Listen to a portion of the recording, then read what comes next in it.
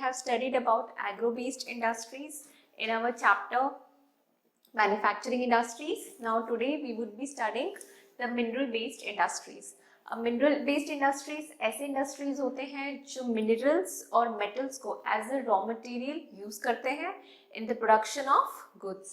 ठीक, तो इसमें सबसे पहले what we would be studying is iron and steel industry.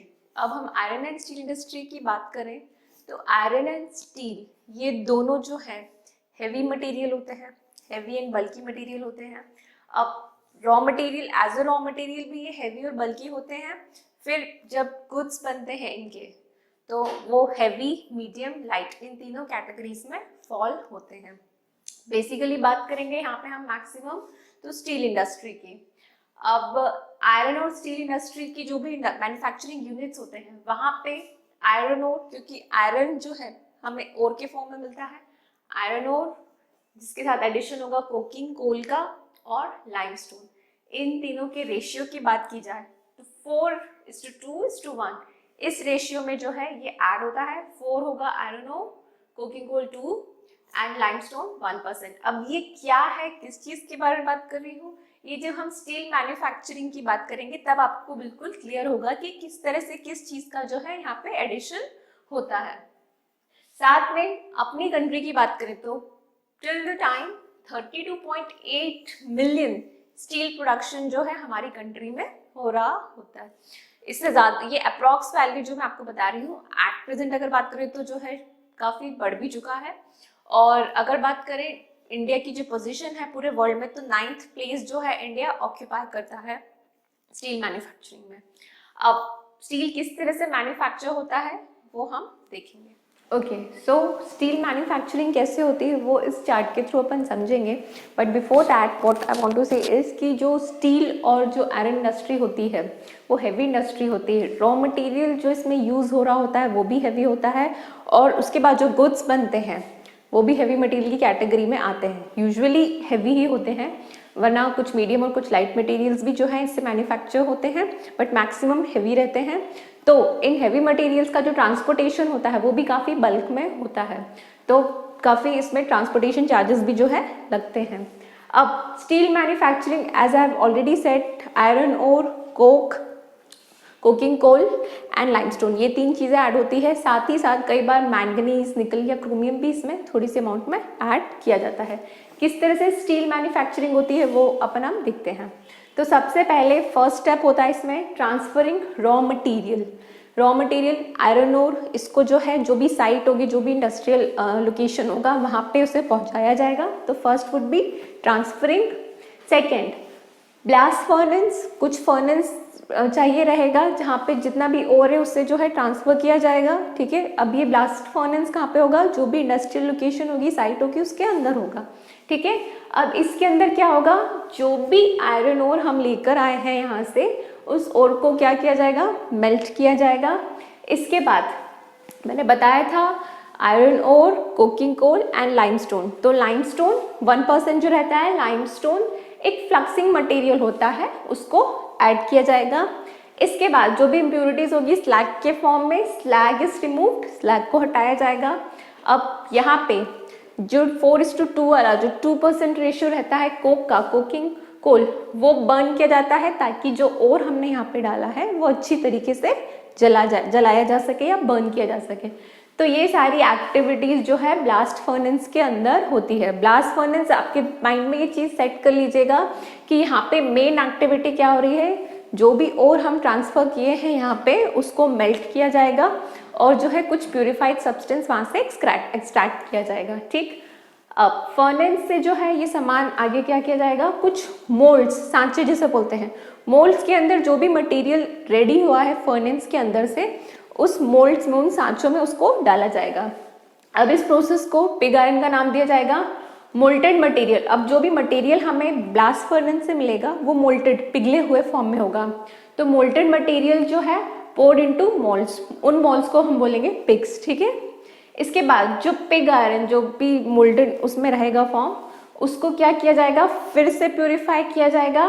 किस प्रोसेस से, मेल्टिंग की जाएगी, उसको ऑक्सीडाइज किया जाएगा. इम्प्यूरिटीज जो भी होंगी मेल्ट और ऑक्सीडाइज होने के बाद उससे पूरे पिग आयरन से जो है इजीली निकल जाएंगे। इसके बाद as I have already said कि मैंगनीज, क्रोमियम या निकल जो है इसमें ऐड किया जाता है। इसके बाद शेपिंग मटेरियल जो है इसको फर्दर शेप किया जाता है। तो जिस भी टाइप का आप स्टील चाहते हैं, रॉड या जो भी शेप आप चाहते हैं, रोलिंग, प्रेसिंग, कास्टिंग, फॉर्जिंग, ये सारे जो प्रोसेसेस हैं वो शेपिंग मेटल के कैटेगरी में आते हैं। तो इस तरह से जो है स्टील का जो है मैन्युफैक्चरिंग किसी भी इंडस्ट्रियल यूनिट में होता है। तो स्टूडेंट्स, एक क्वेश्चन जो है यूजुअली पूछा जाता है आप लोगों के एनसीईआरटी एग्जाम्स में कि डिफरेंशिएट कीजिए मिनी स्टील प्लांट्स और इंटीग्रेटेड स्टील प्लांट्स को।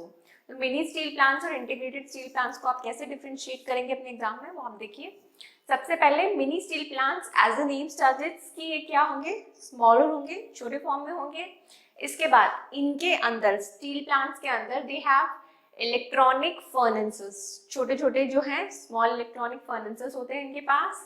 ये जो है स्टील के स्क्रैप्स और जो स्पॉन्ज आयरन सॉफ्ट जो होता है थोड़ा, उसे यूज कर लेते हैं। इनके पास री रोलर्स होते हैं जो स्टील इंगॉट्स को वापस से यूज करने में केपेबल होते हैं। और जो प्रोडक्शन ये करते हैं वो काफी माइल्ड स्टील का होता है या अलॉय होता है, ठीक है। तो alloy as you all know mixture होता है मेटल्स नॉन मेटल्स का। तो ये सारी चीजें जो है मिनी स्टील प्लांट्स के अंदर होते हैं। अब अगर हम बात करें इंटीग्रेटेड स्टील प्लांट्स के, तो मिनी स्टील प्लांट्स के कंपैरिजन दे आर लार्ज, और इनके अंदर जो भी चीजें कैरिड आउट होती है वो काफी कॉम्प्लेक्स फॉर्म में होती हैं, जैसे कि रॉ मटेरियल से लेकर सारे जो भी इंटीरियर प्रोसेस होते हैं वो सारे कैरिड आउट करना, और फाइनली जो भी शेपिंग या मोल्डिंग होती है मटेरियल की वो सब करना। तो ये जो है एक कॉम्प्लेक्स प्रोसीजर है। इस वे में आप इससे जो है डिफरेंशिएट कर सकेंगे। अब इसके बाद बात करें तो हमारे इंडिया में जो है मैक्सिमम जो है स्टील यूनिट्स जो हैं मिनी स्टील प्लांट्स के फॉर्मेट में है, काफी सारे यूनिट्स हैं। ये सारी चीजें जो हैं, अगर हम बात करें steel authority of India SAIL के अंडर जो है वर्क करते हैं। और इंटीग्रेटेड, या अगर हम बात करें जैसे टिस्को की बात करें, टाटा स्टील की, तो टिस्को एक इंडिपेंडेंट है जो अपने नाम, अपने पर्सनल इंडिविजुअल लेबल से जो है पूरे इंडिया का मैन्युफैक्चरिंग करता है और बाहर अपना मार्केट बनाता है। अब इंडिया में बात करें तो सबसे ज्यादा जो रीजन फेमस है स्टील के लिए, आयरन के लिए, वो है छोटा नागपुर प्लेट्यू। इस रीजन में जितने भी इंडस्ट्रीज हैं, मैक्सिमम जो स्टील और आयरन इंडस्ट्रीज हैं वो इसी एरिया में है, क्योंकि ये एरिया जो है फेवरेबल कंडीशंस देता है। अब फेवरेबल कंडीशंस क्या होंगी, सबसे पहले प्लेट्यू रीजन है तो क्या होंगे, ऐसे लोकेलिटीज इजीली मिल जाती हैं जहाँ पे ओर डिपॉजिट्स जो हैं अच्छे खासे हैं, अच्छा ओर मिल जाता है तो रॉ मटेरियल मिल जाएगा उन लोगों को। इसके बाद नेक्स्ट हो जाता है कि वहाँ के जो लेबर्स होते हैं चीप वेजेस पे काम करने के लिए रेडी रहते हैं। तो ये सारी चीजें जो है क्लाइमेट सूटेबल होता है, और क्योंकि एरिया जो है इंफ्रास्ट्रक्चर जो फैसिलिटीज है वहाँ पे इजीली गवर्नमेंट अवेल करवा देती है इस पर्टिकुलर एरिया में, इसलिए जो है मैक्सिमम यूनिट्स जो है छोटा नागपुर प्लेट्यू में ही इन इंडस्ट्री से रिलेटेड जो है ओपन होते हैं। So next we would be studying about aluminium smelting. Metallurgical department के हिसाब से देखिए तो एल्यूमिनियम जो है सेकेंड लार्जेस्ट मेटलर्जिकल उसमें यूज होने वाला मेटल होता है। अब फर्दर इसमें देखिए तो इसकी क्या क्या क्वालिटीज हैं, तो क्या है ये, सबसे पहले तो लाइट मटेरियल है, इसके बाद करोसिव रेसिस्टेंट है, जंग नहीं लगता इसमें। नेक्स्ट ये इलेक्ट्रिसिटी कैरियर है, गुड कंडक्टर ऑफ इलेक्ट्रिसिटी है, मैल्लेबल है, मतलब पतली शीट्स में इसको जो है बीट किया जा सकता है, और काफी स्ट्रॉन्ग मटेरियल बनता है अगर इसे दूसरे मेटल्स के साथ मिक्स करके बनाया जाए। तो ये सारी जो है क्वालिटीज हो जाएंगी एल्यूमिनियम की। इसके बाद ऐसे रीजन्स जहाँ पे ये अवेलेबल है तो सबसे ज्यादा ओडिशा में नालको या बाल्को, ये रीजन्स आप इम्पोर्टेंटली जो है माइंड में रखिएगा, क्योंकि ऑब्जेक्टिव या फिर मैप वर्क में आपसे ये पूछा जा सकता है। इसके बाद वेस्ट बंगाल, केरला, यूपी, महाराष्ट्र, ऐसे कई रीजन्स हैं जहाँ पे जो है एल्यूमिनियम मिल जाएगा। इसके बाद आप लोगों को पता होना चाहिए कि एल्यूमिनियम जो है एज अ रॉ मटेरियल नहीं मिलता, एल्यूमिनियम बनाया जाता है from an ore bauxite. Bauxite से जो है एल्यूमिनियम की मैन्युफैक्चरिंग होती है। तो किस तरह से जो है एल्यूमिनियम मैन्युफैक्चरिंग होती है वो इस चार्ट के थ्रू अपन देखेंगे। तो सबसे पहले bauxite as a raw material लिया जाता है, ठीक है, कॉरे के फॉर्म में। इस बॉक्साइट को जो है क्रश किया जाता है और इसे क्रश करने के बाद जो है हमें मिलता है एल्यूमिना, एल्यूमिनियम नहीं एल्यूमिना। इस एल्यूमिना को उस क्रश्ड बॉक्साइट से जो है डिसॉल्व निकाला जाता है। इसके बाद स्मेल्टर्स जो होते हैं, एल्यूमिनियम स्मेल्टर्स, उसके अंदर जो है इसको एल्यूमिना को जो है डाला जाता है। यहाँ पे एक मेटल होता है क्रायोलाइट, इलेक्ट्रोलाइट के फॉर्म में इसे यूज किया जाता है और जो है इलेक्ट्रिसिटी 18,600 किलोवाट्स जो है इलेक्ट्रिसिटी यहाँ पे दी जाती है, तब जाके जो है एल्यूमिनियम जो है बनता है। तो बॉक्साइट, एल्यूमिना और फाइनली स्मेल्टर, इन 3 स्टेजेस से जो है बॉक्साइट से एल्यूमिनियम बनाया जाता है। याद रखिएगा एल्यूमिनियम ओर के फॉर्म में नहीं मिलता है, बॉक्साइट से इसको बनाया जाता है। So this is all about aluminium smelting. इससे रिलेटेड ऑब्जेक्टिव या ये चार्ट आपसे एग्जाम में पूछा जा सकता है। So next we would be studying chemical industries, fertiliser industries and cement industries. बहुत ज्यादा वेटेज नहीं है but still we have to study them. तो एक कंपाइल फॉर्म में हम इन्हें जो है पढ़ेंगे। अब सबसे पहले हम स्टार्ट करेंगे विद द केमिकल इंडस्ट्रीज। अगर इंडिया में जीडीपी की कंट्रीब्यूशन की बात की जाए तो 3% जो है कंट्रीब्यूशन है केमिकल इंडस्ट्रीज का इंडिया के जीडीपी में। इसके बाद केमिकल इंडस्ट्रीज का क्या जो है पोजीशन है इंडस्ट्रियल मैन्युफैक्चरिंग यूनिट्स में, तो एशिया में बात करें तो 3rd है और पूरे वर्ल्ड की बात की जाए तो 12th पोजीशन जो है इस तरह की इंडस्ट्रीज प्ले करते हैं। अब ये केमिकल इंडस्ट्रीज जो है 2 पार्ट्स में डिवाइडेड है, inorganic industries and organic industries. Inorganic के अंदर जो मैन्युफैक्चरिंग यूनिट्स होते हैं वो सल्फ्यूरिक एसिड के हो जाएंगे। इसके बाद सिंथेटिक फाइबर्स हो सकते हैं, प्लास्टिक हो जाएगा, एडहेसिव्स, फेविकोल, ग्लू, ये सब इसकी कैटेगरी में आएंगे। सोप्स हो जाएंगे, कॉस्टिक सोडा, ये सारी चीजें जो है इनऑर्गेनिक की कैटेगरी में आएगा। इसके बाद अगर ऑर्गेनिक की बात करें तो ऑर्गेनिक में पेट्रोकेमिकल्स हो जाएंगे, सिंथेटिक रबर हो जाएगा, जो डाई होते हैं, ड्रग्स होते हैं या जो फार्मास्यूटिकल्स में यूज होने वाली चीजें होती हैं वो सारी ऑर्गेनिक की कैटेगरी में आएंगे।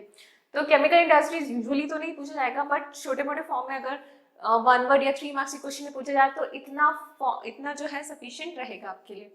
इसके बाद फर्टिलाइजर इंडस्ट्रीज की बात करें तो फर्टिलाइजर इंडस्ट्रीज जो है किसके अराउंड रिवॉल्व करते हैं, they are centred around production of nitrogenous fertilisers. तो मैक्सिमम जो है किसका प्रोडक्शन हो रहा होता है, नाइट्रोजनस प्रोडक्ट्स का या उसके बाय प्रोडक्ट्स का। इंडिया जो है 3rd लार्जेस्ट कंट्री है फर्टिलाइजर इंडस्ट्रीज के उसमें।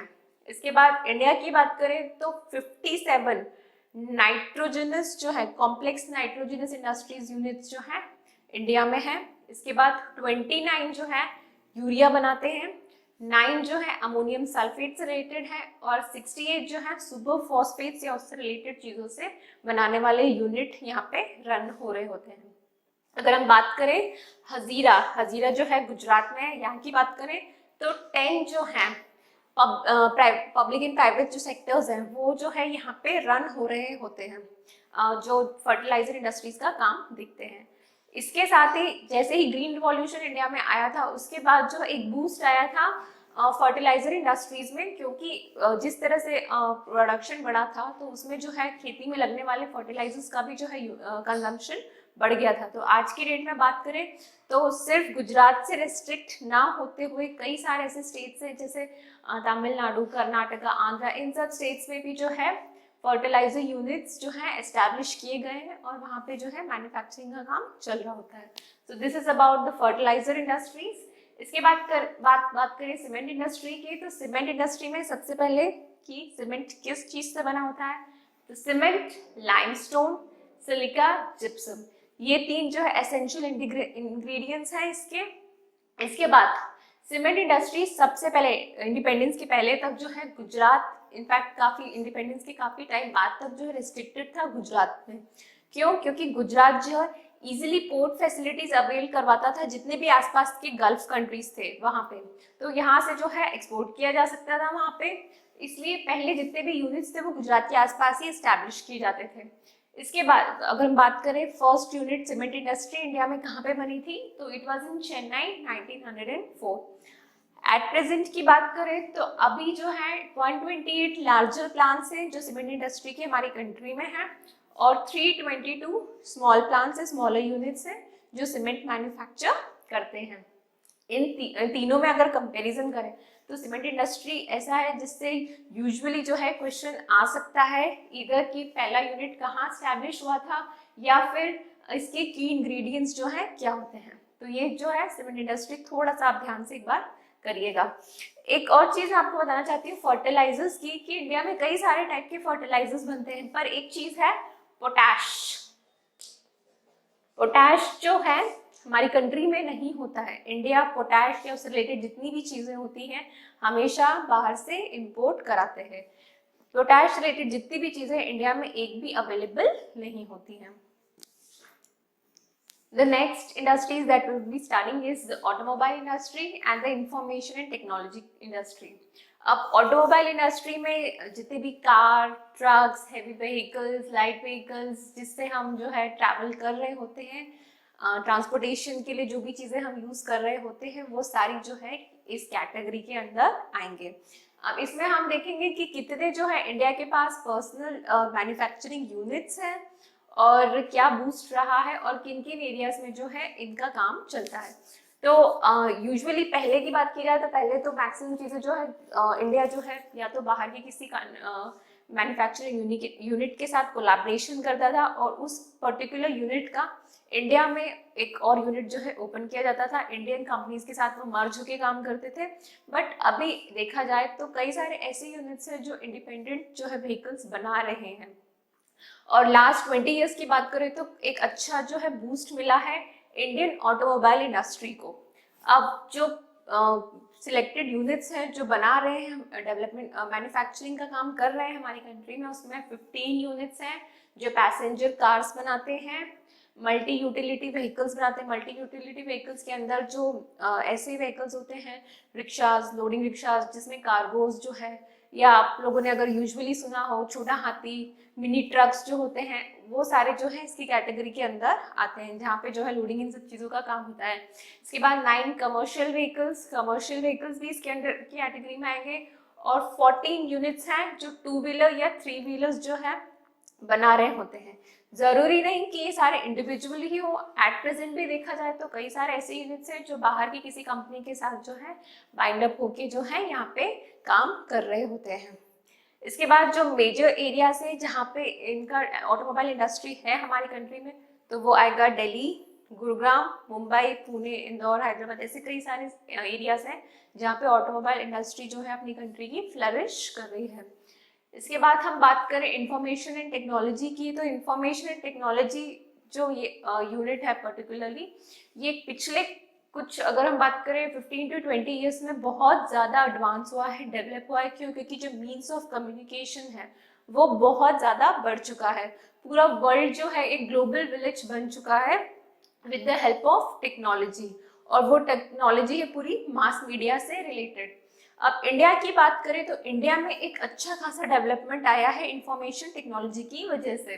बात करें बैंगलोर की, तो बैंगलोर जो है इलेक्ट्रॉनिक कैपिटल है हमारी कंट्री का, क्योंकि मैक्सिमम बिजनेस जो है आईटी का वो जो है बैंगलोर से किया जाता है। आईटी जो बैंगलोर जो है हमारी कंट्री का एक आईटी हब है। मैक्सिमम जो आईटी यूनिट्स हैं वो बैंगलोर में ही स्टैब्लिश किए गए हैं। अब आईटी यूनिट्स इंडिया के लिए बेनिफिशियल इस तरह से है कि मोर देन 1 मिलियन पीपल, काफ़ी सारे लोग जो हैं इस यूनिट में, क्योंकि सर्विस सेक्टर है तो इस यूनिट में जो है एम्प्लॉयड है, तो एम्प्लॉयमेंट जो गारंटी होती है वो इस यूनिट की अच्छी खासी है, सबसे ज़्यादा है। अच्छा खासा पे सम जो है ये यूनिट्स ऑफर करते हैं इंडियंस को। इसके बाद अगर बात करें वुमेन सिक्योरिटी की, तो 30% वुमेन्स जो हैं इस एरिया में सिक्योरली जो है जॉब कर रहे होते हैं। इसलिए जो है आईटी एट प्रेजेंट अगर बात करें तो सबसे ज़्यादा डिमांड अगर किसी सेक्टर की है, लोगों के अंदर क्रेज जो है किसी पर्टिकुलर सेक्टर में जाने का, पढ़ने का, काम करने का, तो दैट इज आईटी सेक्टर, क्योंकि इजीली जो है एक्सेस होता है लोगों का इसमें जाना। वर्किंग जो एटमॉस्फेयर होता है काफ़ी फ्रेंडली होता है, इजी हैंडलिंग होती है बहुत ज़्यादा। जैसे अगर दूसरे सेक्टर्स की बात करें तो वहाँ पे कई सारे, जैसे अगर हम फर्टिलाइजर यूनिट्स की बात करें, स्टील, इन सब यूनिट्स की बात करें, तो वहाँ पे थोड़ा सा हजार्डस होता है हेल्थ के लिए। यहाँ की बात करें तो यहाँ पे इतना टेंशन नहीं होता है हेल्थ पर्सपेक्टिव्स को लेकर। तो आईटी जो है सबसे एट प्रेजेंट जो है सबसे सिक्योर्ड एरिया है फॉर वर्किंग पीपल। एंड अभी इंडिया में अगर बात करें तो बैंगलोर के बाद पुणे हो गया, मुंबई हो गया, इंदौर हो गया, ये सारे ऐसे एरियाज, दिल्ली हो गया, ऐसे एरियाज हैं जहाँ पे आईटी जो है काफी फ्लरिश हो रहा है। अलग अलग छोटे छोटे एरिया से जो है लोग जाते हैं वहाँ पे जॉब्स के सर्च में और वहाँ पे सेटल हो रहे हैं। अच्छा स्टूडेंट्स, तो अभी तक हमने जो चीजें देखी थी वो ये थी कि इंडस्ट्रीज क्या होती है, मैन्युफैक्चरिंग यूनिट्स क्या होते हैं, इंडिया में कहाँ कहाँ किस किस तरह की मैन्युफैक्चरिंग यूनिट्स है, एग्रो बेस्ड है, मिनरल बेस्ड है, ये सारी चीजें हम कवर कर चुके हैं। अभी तक हमने जो है सारे पॉजिटिव एस्पेक्ट्स इन चीजों के देखे थे। Now we are going to discuss the biggest topic of this chapter, that is environmental pollution where industries. Industries क्योंकि एक की रोल प्ले करते हैं एनवायरमेंट को डिग्रेड करने में, पोल्यूट करने में। अब इससे रिलेटेड जो है 4 तरह के जो है पोल्यूशन क्रिएट होते हैं हमारे एनवायरमेंट में। किसी भी इंडस्ट्री को ले लो, सबसे पहले होगा एयर पोल्यूशन, उसके बाद होगा वाटर पोल्यूशन, इसके बाद होगा थर्मल, एंड लास्टली जो है नॉइस पोल्यूशन। तो इन 4 वेज से जो है इंडस्ट्रीज जो है पूरा एनवायरनमेंट जो है पोल्यूट कर रही होती हैं। अब सबसे पहले हम स्टार्ट करेंगे एयर पोल्यूशन से। तो एयर पोल्यूशन कैसे इंडस्ट्रीज एयर पोल्यूट करती है? जितनी भी इंडस्ट्रीज होंगी, पक्की बात है कि कुछ ना कुछ स्मोक जो है वहां से एमिट हो रहा होगा, जो आसपास के एनवायरनमेंट में एयर मिक्स होगा। तो ये जो है कुछ हार्मफुल गैसेस हो सकती हैं, कार्बन मोनोऑक्साइड और कुछ भी, कई सारी जो है गैसेस यहाँ से निकल जा सकती हैं जो काफी जो है हार्मफुल हो सकती हैं।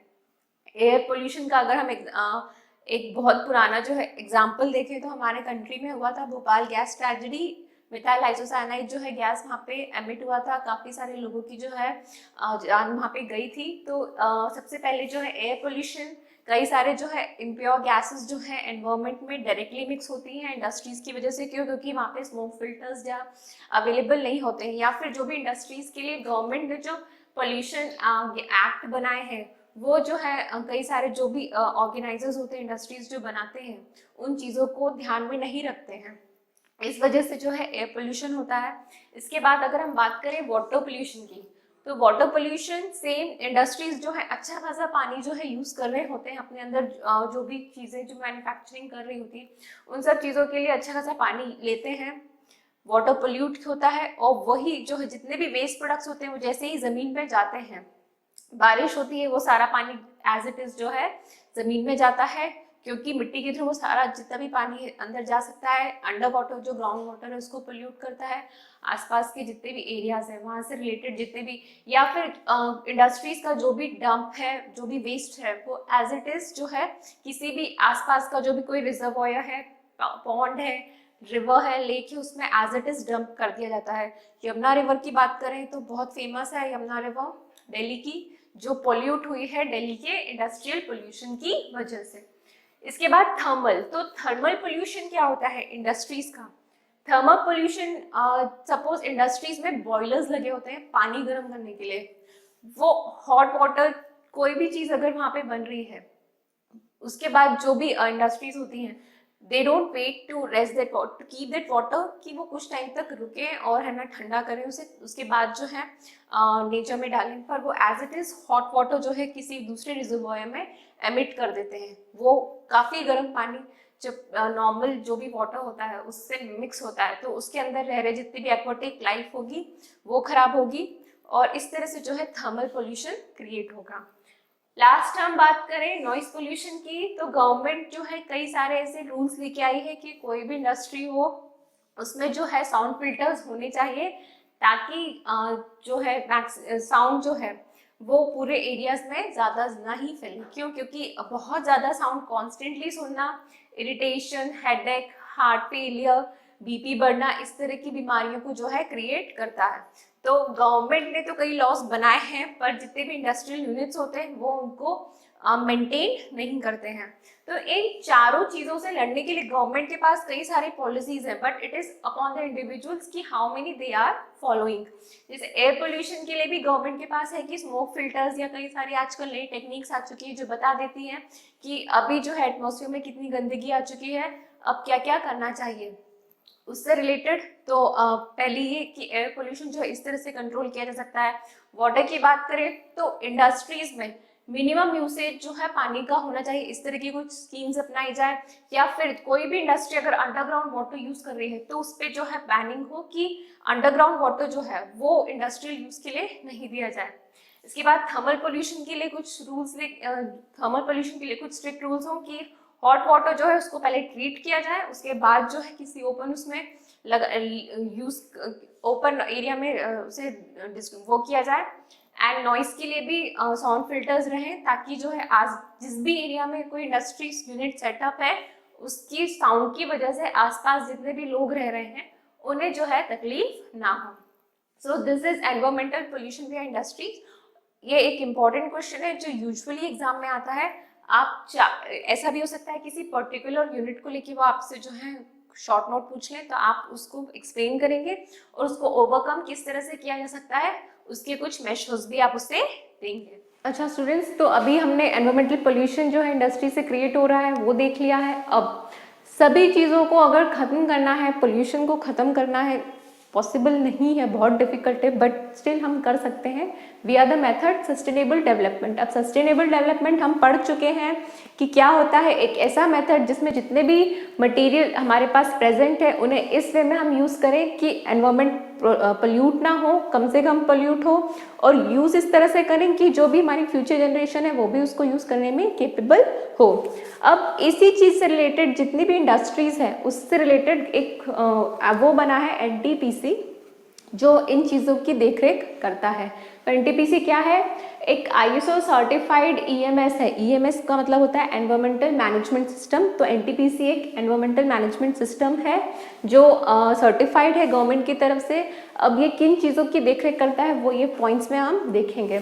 अब सबसे पहले ये देखता है कि जितने भी इक्विपमेंट्स हैं उनका ऑप्टिमम यूटिलाइजेशन हो, अच्छी तरीके से यूटिलाइजेशन हो, लेटेस्ट जो भी टेक्नोलॉजीज़ हैं उसको अडॉप्ट किया जाए, और जितनी भी पुरानी टेक्नोलॉजी हैं जो यूज़ करती है इंडस्ट्रीज़ उनको अपग्रेड किया जाए ताकि किसी की लाइफ सफ़र ना हो, जितने भी यूनिट्स हो सेफ्टी के वो बराबर काम कर रहे हों, और जितनी भी ऐसी चीज़ें जो पोल्यूट कर रही हैं एनवायरनमेंट को उससे रिलेटेड कुछ ना कुछ बैक स्कीम हो उनके पास कि हाँ एनवायरनमेंट पोल्यूट हो रहा है तो इसको इस तरह से जो है कम किया जा सकता है या रोका जा सकता है। तो फर्स्ट पॉइंट इससे कवर होता है। सेकेंड जो है, जितना भी वेस्ट जनरेशन हो रहा है किसी भी यूनिट में उसको मिनिमम करना, कम से कम करना। और क्योंकि किसी भी इंडस्ट्रियल यूनिट में अगर कोई चीज़ बंद की जा रही है तो ये तो श्योरिटी है कि किसी ना किसी तरह का ऐश जो है वहाँ पे बनेगा, जनरेट होगा, तो उस ऐश को जो है यूटिलाइज करना किसी पॉजिटिव वे में, ये सेकंड पॉइंट बनता है। थर्ड पॉइंट बनता है कि जो भी इंडस्ट्रियल यूनिट सेट किया जा रहा है उसके आसपास ग्रीन बेल्ट्स बनाए जाएं। ग्रीन बेल्ट्स इस वे में कि ग्रीनरी रहे आसपास ताकि जो है नेचर भी साथ में फ्लरिश होता रहे। इसके बाद जो भी इंडस्ट्रियल यूनिट है उसमें वेस्ट वाटर रिसाइकलिंग जो है अडॉप्ट हो, वाटर हार्वेस्टिंग सिस्टम लगा हो, जो भी लिक्विड वेस्ट वहाँ पे जनरेट होता हो उसको जो है मैनेज किया जाए। कुछ उसकी स्कीम्स गवर्नमेंट के पास रहती हैं जो इंडस्ट्रीज़ में अप्लाइड हो। इसके बाद इकोलॉजिकल जो है मॉनिटरिंग हो, रिव्यूज़ मिले लोगों को, किसी भी जो भी गवर्नमेंट है या जो भी एजेंसी से उनके पास रिव्यूज़ जाएं कि क्या क्या उस इंडस्ट्री से रिलेटेड वहाँ पे हो रहा है, पॉजिटिव एस्पेक्ट्स नेगेटिव एस्पेक्ट्स दोनों। इसके बाद ऑनलाइन जो है डेटाबेस मैनेजमेंट सिस्टम बने इसका, जितने भी आसपास के पावर स्टेशन है उन चीज़ों का। तो एनटीपीसी जो है इन चीज़ों का ध्यान रखती है। So students, this was all about the topic manufacturing industries. क्या होता है मैन्युफैक्चरिंग, कितने टाइप की मैन्युफैक्चरिंग इंडस्ट्रीज है हमारी कंट्री में, फिर agro based industries, mineral based industries, industrial pollution और एनटीपीसी। ये जो है इम्पॉर्टेंट टॉपिक्स हैं इस चैप्टर के जो आपको प्रिपेयर करने हैं। इस चैप्टर से रिलेटेड आपको map work, one word questions, 3 mark long answer questions जो है एग्जाम में आपके पूछे जा सकते हैं। So best of luck for the exams and we are going to join you for your next topic in the next session. Thank you.